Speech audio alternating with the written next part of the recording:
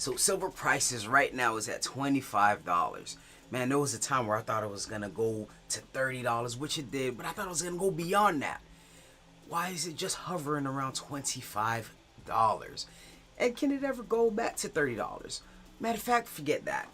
Can it go back up to its all-time high of $50?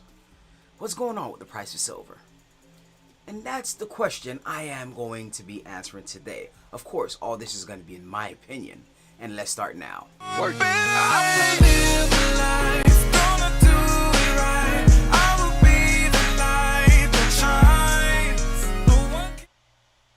Alright guys, thank you so much for watching another video from Urban Lifestyle. If this is your first time on this channel, please support the channel by hitting that thumbs up, leaving a subscribe, and also leaving your thoughts down below. Do you guys believe silver is going to go above $30 to break up to its all-time high of $50, or will it go beyond that? Comment down below, let me know.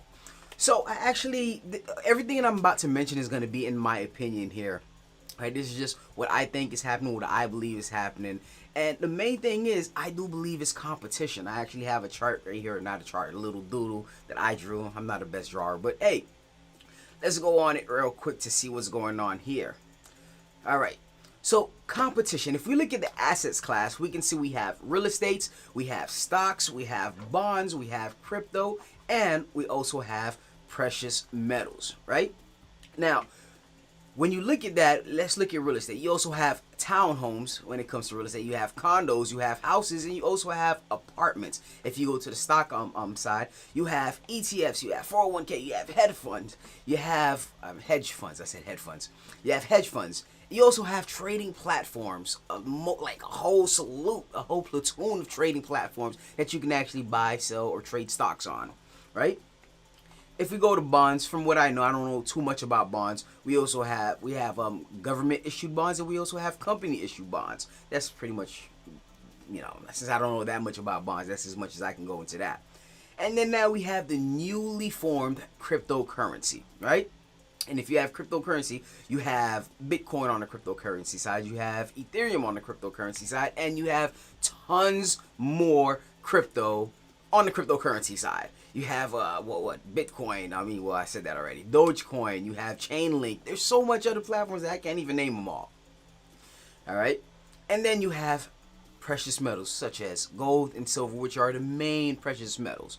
Of course, you may have copper, not copper, scratch that. You have rhodium, you have platinum, and those are the main precious metals there is, right? But when you look at the competition, this like trumps real estate, stocks, bonds, crypto. All this trumps when you talk about precious metals. All that just trumps that, right?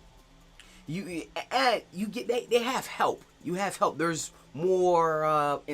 You get a lot of people are more enticed to go with these other assets versus precious metals, right? Like if you talk about real estate, you have help from the banks and other lenders. Like you can actually just save up a little bit, probably 3 if it's your first time, 3 to 10 if it's not your first time, probably 20% down, 10 to 20% down, and the banks will fund you the rest. So I'm not gonna say it's easy to get into real estate, but hey, a lot of people can find themselves getting real estate. Hey, if you talk about stocks, it's so easy to buy stocks now, especially when they don't have that premium that they used to have, and there's tons of trading platforms. You have Robinhood, you have Webull, you have a lot of trading platforms. Trust me, there's tons of them. All right, and not just that, you have big hedge funds that's also helping out the stock market. You have big hedge funds, and stock do pay dividends, so you can buy a stock and they'll pay you just for holding the stock. That's passive income. You're doing nothing, just getting passive income. And at the same time, you also have 401k where jobs, they offer you a benefit plan where, hey, whatever you put in, they'll match it up to $1 or maybe half or possibly a certain percentage, right? There's help on that. In the bonds market, what's enticing people with the bonds market is probably fixed interest. You can pay the government whatever money you want to give them, and then they'll pay you back with interest. It's a fixed interest.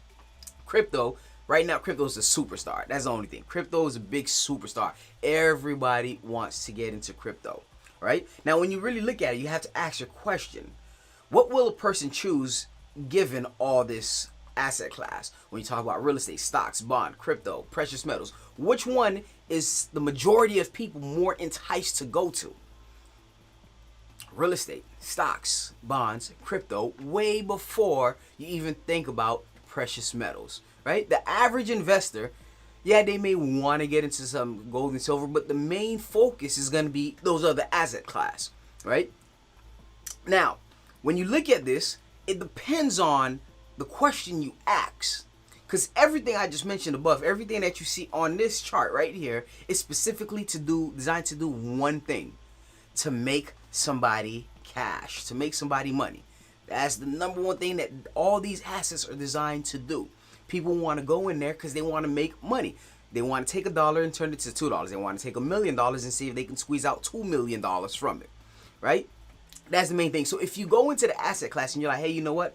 I wanna be able to make money. That's what I want to do. I want to be able to make money. And you give me the choice of real estate, stocks, bonds, crypto, and precious metals. What am I going to choose if my goal is to make money? Real estate sounds good, maybe a little bit too expensive. Now, this is just my opinion. If I were to ask myself this in the beginning, I would, yeah, real estate sounds good, but it just costs too much capital up front. Right? And a huge risk, because I would have to somebody would have to lend me the money and do all that. Stocks sounds good. I mean, I just look up stocks, research the company, do a full in-depth research, see if the company can thrive within the next couple of years or forever, however long I plan to hold that stock. And with some of these trading platforms, I can buy in as little as $1. A little as $1. Bonds, I don't know too much about it. Maybe I'll stay away from that. Crypto, man, I have a friend who actually only put 40,000. I'm not giving you guys the story here. This is actually true. I have a friend who put $40 into crypto, into Dogecoin, 2 years ago, and that's worth $10,000. Well, at the peak of Bitcoin, of Dogecoin, $10,000, $40 into $10,000. Wow. So I can make some money in crypto. Now remember, this is just me. If I was given this decision, right? I'll probably go with the stocks, and I'll probably go with crypto, right? Now, when I first started buying from gold and silver, my question was, hey, you know what? Cool, but I need to be able to save money because I know inflation is gonna eat up the money. So I need to find a way to preserve my money versus invest my money. I didn't want to make money. I just wanted to make sure the money that I make stays the same 30, 20, 40 years down the line. And yeah, I can possibly make money. But the main point was to actually preserve the amount of money that I make because I'm working hard for it. I kind of thought about it backward. I'm working hard for money that 30 years from now is just going to be like, what? Pennies of what it was worth 30 years prior, right? So when you ask yourself, how do you want to save and preserve your wealth? That's when I looked into precious metals. Now, when you look at it with this, there's no wonder why I believe, in my opinion, gold and silver is not skyrocketing right now. Of course, we see it higher up, especially if you've been investing within the past 3 to 4 years in in precious metals. If you've been investing, yeah, you probably made some money. But at the same time, maybe most of our goal wasn't to make money, but to preserve our wealth. And right now, we've seen so much money being put into circulation. Inflation is inevitable, is going to happen, and possibly even more likely, in a more faster rate.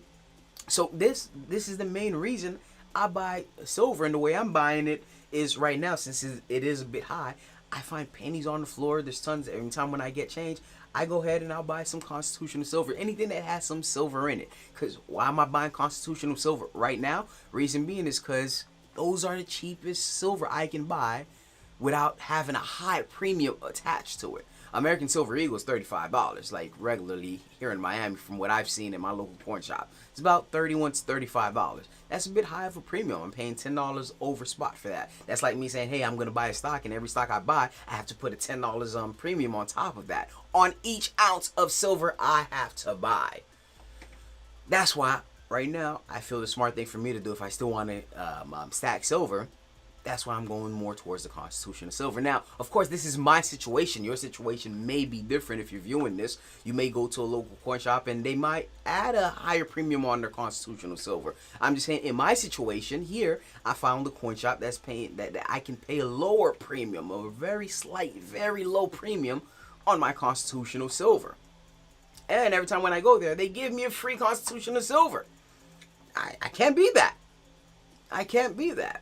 Right? If it's like, I think last time they gave me a quarter. Right now, if I'm not mistaken, I think a quarter, 90% quarter is around what, $10, $5 to $10. That's $10 off the actual price that I'm actually paying. That's how I see it, since I get an extra one for free. All right.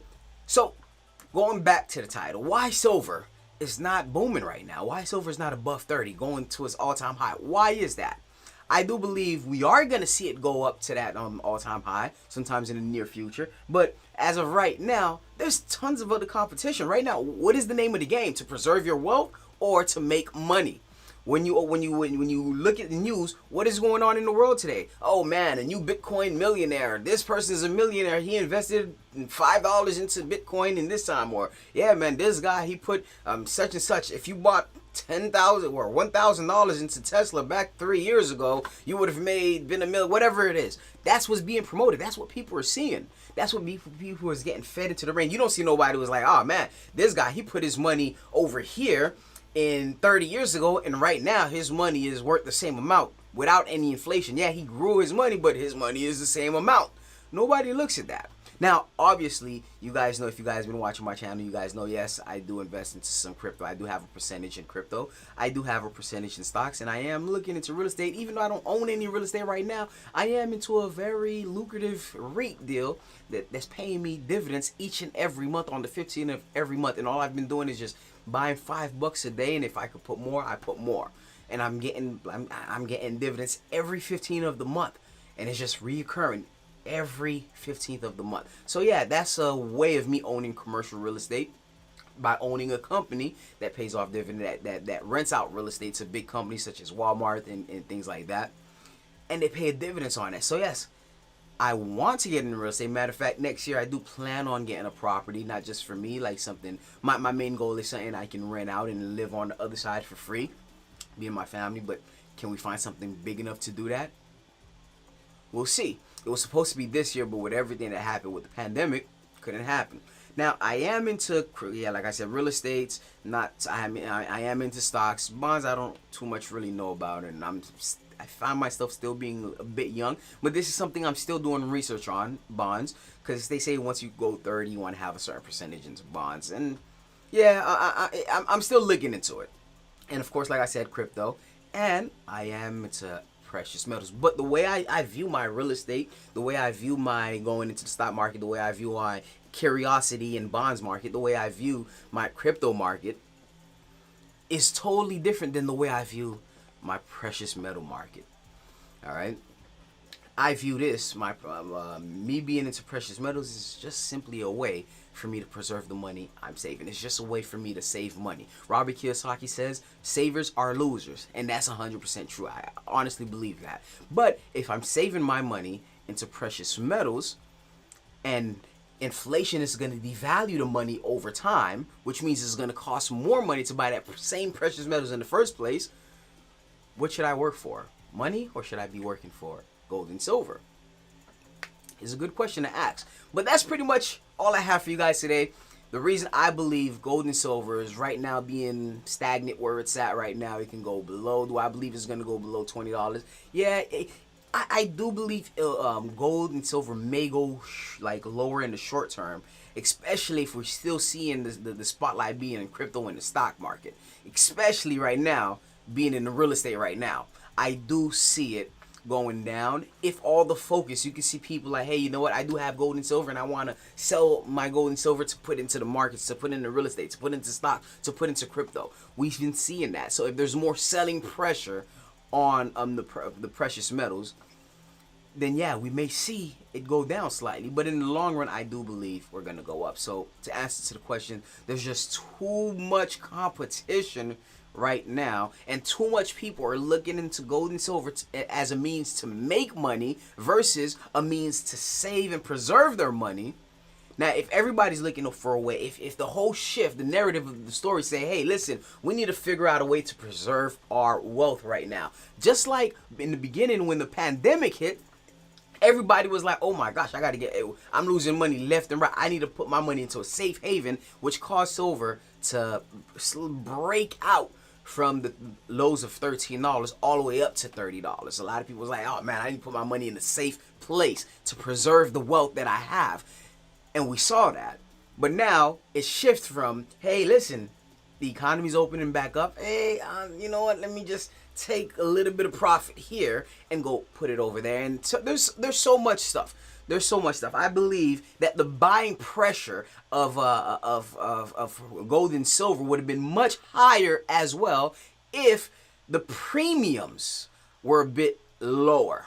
If the premiums was lower, because I go to my coin shop, it doesn't make no sense for me to buy a regular generic round for over $30 right now, when I used to get it at such and such price, like $1 over spot back 2-3 years ago. And I know a lot of people may be saying, a lot of people in the comments that I've received before stated that, hey, listen, yeah, but there's there's going to be a time where you wish that you could have got it at this price. No, there's going to be a time where I wish I got it at $13 like I did 4 years ago, right? That's the time right now. Like, I know people saying, oh yeah, the premiums are too high. The premiums are okay. Let's buy it. And if I had no silver, I'll be saying the same thing. If I didn't buy any silver, I'll be saying the same thing. Hey, it doesn't matter at what price. But right now, I shift my focus, and I got a comment on this too. Oh man, don't fall for the tricks and things like that. Hey, I shift my focus. Hey, I am still preserving my wealth. I still put away as far as gold and silver, but at the same time, I want to be able to get properties. I want to be able to be in the stock market and take advantage of sweet dividends. I want to be able to take advantage of crypto. I'm not going to just stay out of it. Put it this way. You remember the phrase in the Bible, the 3 talents, where they gave the servants some talent. One just buried it, did nothing with it. The other one did something with it, I forgot. But one of them took it and multiplied it and turned it. That's what I want to do. That's what I want to do. I want to be able to take my talents and multiply it. I don't want to just, hey, let me just stash it away and put it there. No, all right, cool. I'll take my talent, make more talents for a minute. Hey, you know what? I'll take a percentage from this talent and put it aside for a rainy day. The same way I look at my gold and silver. And guys, with that, I'm going to end it right here, guys. If you guys found any value in this video, make sure you guys subscribe to the channel. Make sure you guys find me on my social media like Instagram, Facebook, and Twitter. Make sure you guys leave a thumbs up, comment your thoughts down below. And that's pretty much it for me. Thank you guys so much for watching. Make sure you guys take advantage of the free resources we do have down in the description below. And I'm done talking. I need a water break now. Have a beautiful day.